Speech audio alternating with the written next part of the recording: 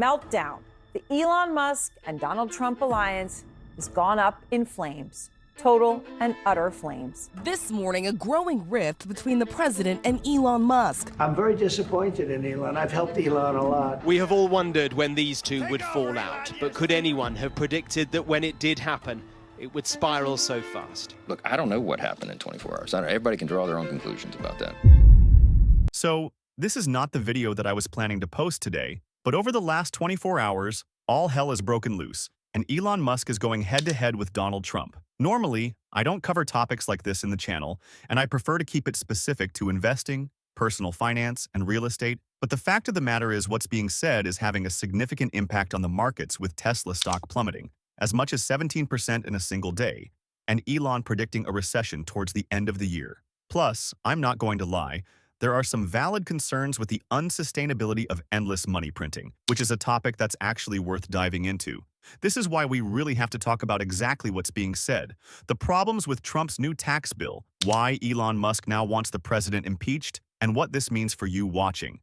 Because despite the market falling, there could be some seriously good buying opportunities if you know what to look for. Although before we start, if you appreciate one-off videos like this, it would mean the world to me if you hit the like button or subscribed if you haven't done that already. Doing that gives me a really good indication if these are the types of videos you want to see more of. And as a thank you for doing that, I will do my best to read and reply to as many of your comments as I can. So, thanks so much. Alright, so in terms of where this begins, let's start here with Elon Musk. I think it goes without saying that Elon has been a huge proponent of getting Trump elected in 2024, reportedly having spent over $250 million to make this happen. In fact, throughout most of Trump's campaigns, Elon was right next to his side. And with the help of his influence on X, it's pretty safe to say that there was significant pull to win the election. And this is where things get very interesting. Shortly after taking office, Trump put Elon Musk in charge of the Department of Government Efficiency with the main goal of lowering the federal deficit, cutting wasteful spending, and making sure our tax dollars were put to the best use possible. In fact, within the first few months, Musk's team fired or bought out about 250,000 government workers to eliminate wasteful roles. And they initially went in with the expectation of being able to save $1 trillion. But pretty soon, it became evident that the cost-cutting measures were falling short. His own companies began receiving significant backlash, and he was quoted as saying, "Being attacked relentlessly is not super fun. Seeing cars burning is not fun. In the grand scheme of things, I think we've been effective. Not as effective as I'd like, I think we could have been more effective, but we've made progress." Essentially, his measures fell short due to legal hurdles and resistance within the courts, causing him to take a step back and focus more of his time on Tesla until he saw Trump's big, beautiful tax bill. For those unaware, this bill would extend the Tax Cuts and Jobs Act from 2017, boost spending on military and border security, reinstate bonus depreciation, eliminate taxes on tips and overtime, and raise the debt ceiling to compensate for some of the lack of revenue, which leads us to the next problem. It's very expensive. For example, the Congressional Budget Office estimates that it would add around 2.4 to 3 trillion to the national debt over the next decade, and other analysts say it could actually be as high as $4 trillion.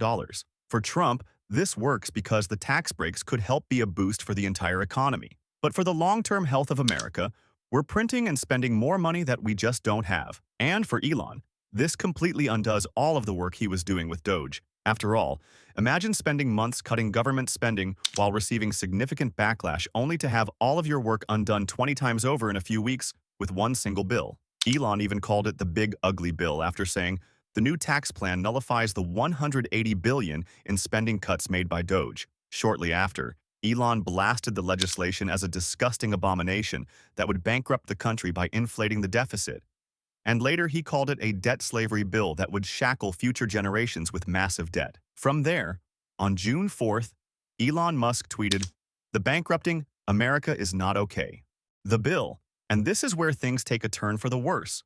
On June 5th, Trump publicly responded to Elon Musk saying that he was very disappointed and that he's helped Elon a lot. Trump also said that Musk knew the inner workings of the bill better than almost anybody sitting here. But Elon responded with a false. This bill was never shown to me even once, and was passed in the dead of night so fast that almost no one in Congress could even read it. Instead, Trump says that the real reason Elon Musk is upset is purely out of self-interest because Trump's bill would be eliminating the $7,500 EV tax credit. Although, Before we go into that, be sure to like the video and subscribe to the channel for more videos. And now, let's get back to the topic at hand, the $7,500 electric vehicle tax credit. Now, even though this is objectively true, and eliminating the tax credit would have a negative financial impact on Tesla, it's also theorized that it could benefit Tesla long-term because selling EVs overall is rather unprofitable. For instance, once the EV tax credit expires, automakers would be forced to take massive losses while Tesla stays profitable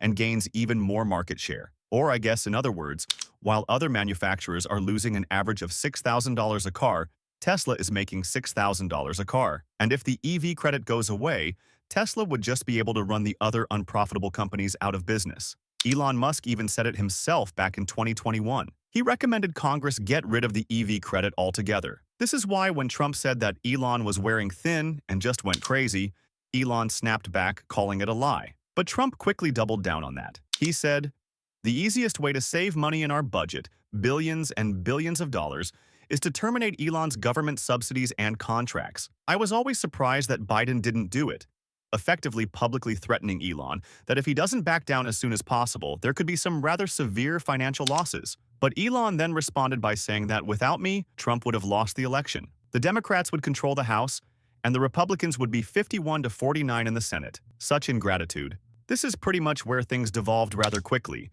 leading to Tesla's largest single-day loss on record and Elon digging up something that always comes to bite you back in the old tweets. See, in terms of the federal deficit back in 2013, Trump was publicly against raising the debt ceiling, calling himself embarrassed, and that no member of Congress should be reelected if our country's budget isn't balanced. Honestly, this entire situation just escalated so quickly, to the point where Elon was live tweeting Trump's press release, and then he began calling out other members of Congress who were previously in favor of cutting costs, now backtracking entirely and promoting a bill that would raise the federal deficit once again. And then, you can't even make this stuff up, Elon started tweeting about Trump associating himself with the Badman files. And the reason we haven't seen them yet is because Trump's in it, even going so far as to post a video of the time the two of them were together. From there, Elon Musk retweeted a post saying that Trump should be impeached while saying that a recession will take place later in the year due to ongoing tariffs. Of course, others have been very critical of Elon Musk, citing his, erratic appearances at a recent meeting with a black eye. Some sources believe that this could be the reason for his outburst lately. But regardless of the reason,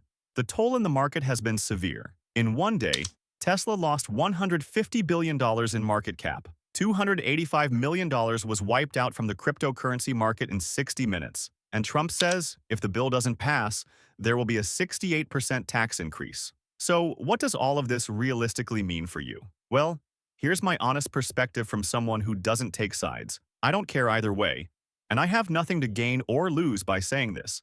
I find it in really bad taste that all of this is playing out so publicly live back and forth when the country would benefit the most by being unified. Maybe it's too idealistic to expect that these matters would be handled privately behind closed doors, but objectively, I do think the country would be much better off if we didn't have so much political back and forth. Of course, I get it. The counter-argument to this is that this allows everything to be aired out in the open publicly so that all of us could see exactly what's happening in real time and then come to a decision ourselves. Although in terms of how this impacts you, here's the honest truth. Short-term, I would expect to see a lot more volatility. Flat out, investors hate this type of uncertainty. So I wouldn't be surprised if we see more market turmoil. But long-term, I wouldn't expect this to have any meaningful consequences, and it doesn't really change anything about the market fundamentals. Like, sure, not passing the new tax bill will most likely have a bit of a drag on the economy, but let's also be real. A new tax plan is most likely going to pass, and there will be spending increases because Congress loves to spend money. It is wildly unpopular to cut spending or raise taxes. So, the only thing left to do at this point is just to print more money. Is this a problem for the national debt? Yes, absolutely. But is it a problem right now, this very second? Probably not. I hate to say it, but it seems like a lot of politicians only care about their next term. And if that includes spending more packages to push some random stuff through, so be it. It'll probably just continue happening until eventually it's too late. When could that be? Well, honestly, we could probably just keep spending more and more and more money for decades. Money that we don't have. The only cost is going to be a devaluation of the US dollar and a weakening position of the United States as a dominant superpower. But it's nothing our grandkids can't fix. Hopefully, that's why I think that Elon is highlighting a very real serious problem. But I don't have faith in the government to actually do anything about it. Honestly, I think it's a good buying opportunity. I'm not changing anything about how I invest, and I don't think this changes anything fundamentally long-term. I just think as nice as it is to have the belief that the government has the potential to operate efficiently, I don't have high hopes that this could be accomplished. And it just seems like a losing battle.